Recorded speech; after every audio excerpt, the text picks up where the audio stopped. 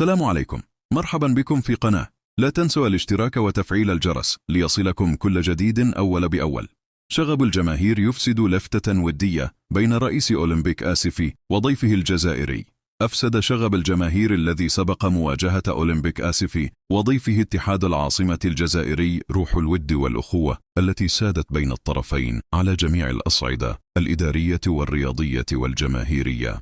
ويستضيف ملعب المسيرة بأسفي مساء الأحد لقاء الفريق المسفيوي بضيفه الجزائري في إياب نصف النهائي كأس الكونفدرالية الإفريقية.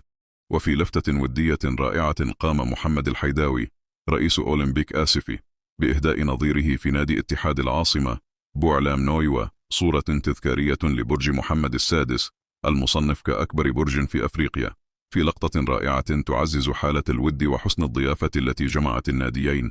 ليس قسط في هذه المواجهة الإقصائية بل في دور المجموعات أيضا.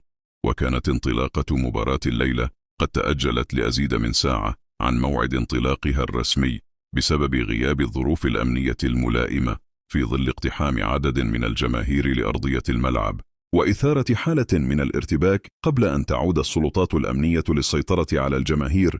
ويطلب المنسق الأمني التابع للكاف من الفريق الجزائري للعودة الأرضية الميدان لبدء المباراة. ويسعى أبناء المدرب التونسي شكري الخطوي للاستفادة من نتيجة التعادل السلبي ذهابا للظفر ببطاقة التأهل التاريخية إلى نهائي البطولة القارية. الكاف تعاقب حارس أولمبيك آسفي.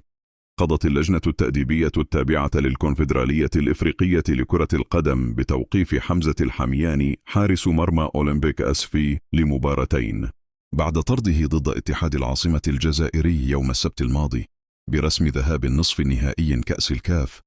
وسارع المكتب المسير لأولمبيك آسفي لكرة القدم إلى استئناف قرار اللجنة التأديبية للكونفدرالية الإفريقية لكرة القدم لتقليص العقوبة حتى يتمكن حمزة الحمياني من المشاركة في ذهاب النهائي في حالة تجاوزه لاتحاد العاصمة بمباراة المربع الذهبي غدا الأحد بملعب المسيرة الخضراء بأسفي.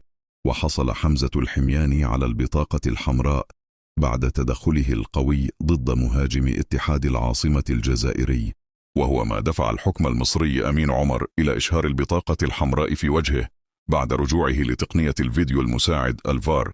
يشار إلى أن أولمبيك آسفي لكرة القدم عاد بالتعادل يوم السبت الماضي من ملعب 5 يوليوز، حيث سيكون ملزما بالانتصار لحجز بطاقة التأهل إلى النهائي للمرة الأولى في تاريخه.